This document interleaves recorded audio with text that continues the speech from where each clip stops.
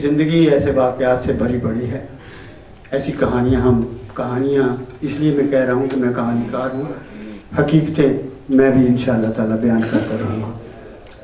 अभी जिस तरह हीरो ने एक किस्सा सुनाया है, इस तरह के बहुत से किस्से हैं जो उसके पास थे। वो ये जो मोहब्बत के सिलसिले हैं, इसके अलावा जो उसकी खूबियाँ थी, वो ज़ाहिर है एक बहुत ही मुअज़्ज़ज़ उस्ताद थे, बहुत शानदार कंपेयर थे, बहुत अच्छे शायर थे।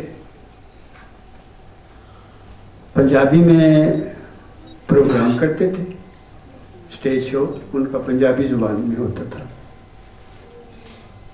शायरी वो अंग्रेज़ी में करते थे, कालम वो उर्दू में लिखते थे, और मोहब्बत वो दिल से करते थे।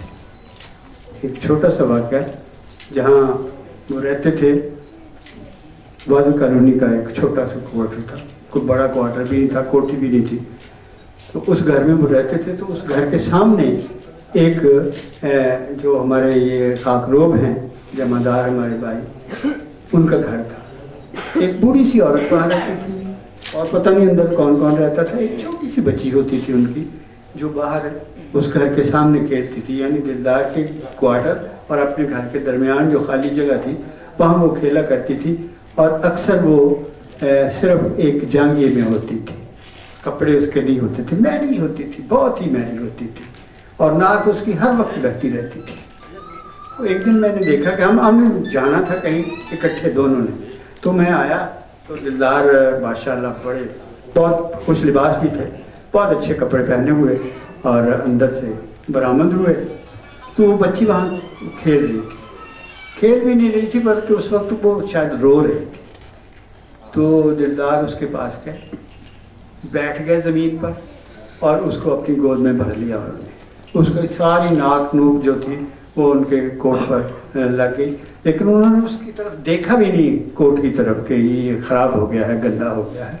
उस बच्ची से प्यार किया, फिर उसकी दादी को बुलाया, फिर उस बच्ची को कुछ पैसे दिए, और दादी को उसको कहा कि इसको साफ सुफ करो, इसको न लाया करो। वो उसको अंदर ले गई, और खुद फिर रुमाल से उन्होंने अपना कोट साफ किया, और वही रुमाल जेब में डाल दिया, और टेलीविजन आ गए। तो ये मोहब्बतें उसकी जो थी, ये जो इंसानियत उसकी थी, वो किस्से कभी ख़त्म नहीं होंगे, वो जारी रहेंगे, वो तारीख़ का हिस्सा हैं। वो ज़्यादातर जो मुझे अपने देखे हुए थे वाक़यात, वो मैंने उन पर जो किताब लिखी है दिल पर दिलदार, उसमें शामिल कर दिए हुए हैं। और मैं ऐसे आपको बता रहा हूँ, इसलिए नहीं बता रहा कि मैंने वो किताब लिखी है, मैं इसलिए बता रहा हूँ कि वो दिलदार पर किताब है, और उसके 3 एडिशन छप चुके हैं।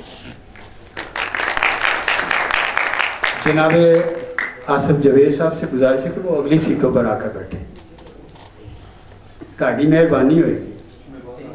अच्छा, मेहमान आ गए ने, मैं तो बड़ी देर तक खाली सीट रखवाई, तुम आप ही आ जाओ, मैनू सीट की जरूरत भी नहीं है।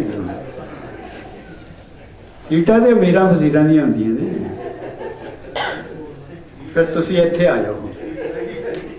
आओ, जनाबे आसिफ जावेद नूं गुजारिश है कि हुण वो इत्थे आ जाण स्टेज ते।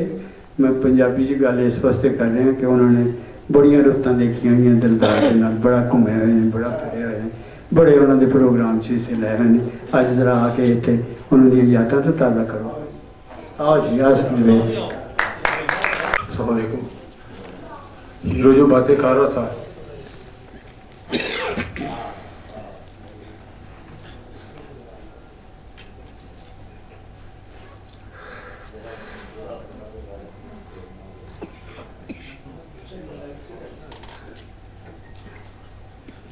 सब चीज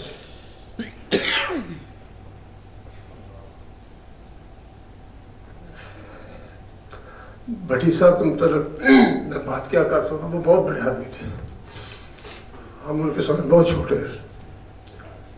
एक वाकया हो तो सुनो। अभी तक जितने ये सब लोग बैठे हुए सबको पता है, मैं तो उनको फरिश्ता ही समझता था। बहुत ही नरम दिल थे, मजाक भी करते थे। तो मुझे याद है नैयर था, मैं था, अशोक साहब थे, एक शो पे हम इकट्ठे थे।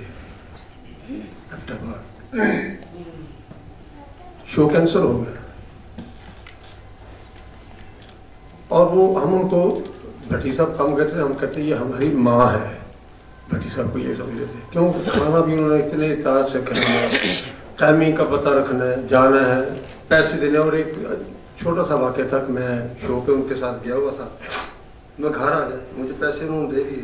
तो रात को मुझे फ़ोन आता है, मोबाइल तो थे नहीं, मुझे कहते हैं आज सब में सो गया। मैं कहते नहीं, ऐसे में जाग गया, ऐसे मेरे को आ सकना। मैं कह बहुत देर हो गई।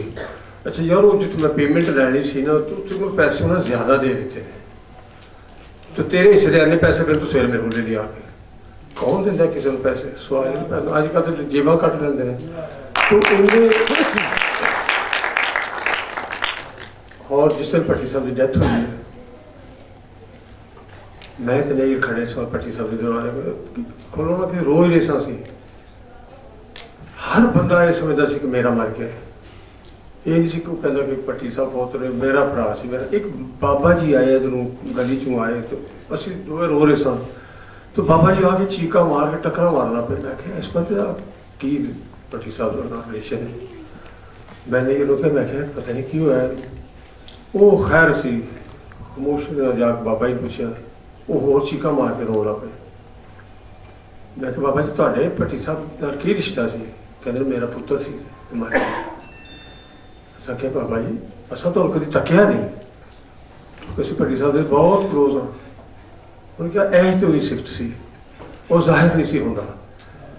मेरे घर का समान बाहर स्टा दिता सी मालक मकाना, तो भट्टी साहब लंघते पे सन, इन्हें मेरा समान अंदर रखवाया, तो पैसे भी दिते उन्होंने। तो उन्होंने कहा तू किराया तू मेरे को लेना, इन्हें को नहीं लेना। तो भट्टी साहब के वाकया जिन्हें भी बयान करी थोड़े ने, बस उन्होंने मतलब कुछ नहीं किया जा सकता। बथेरे साढ़े दोस्त ने बड़िया गल्लां करन दे, उन्होंने मतलब जिन्नियां गल्लां करो तो आके सिरे ते गंढ उत्थे आके लगनी है कि भट्टी साहब बहुत अच्छे इंसान था, अच्छे दोस्त, और बड़ा प्यार करते सन सब नाल। मैं दुआ ही करना कि उन्होंने वो जनती सन, उन्हें जन्नत खो के ले ली होनी, क्योंकि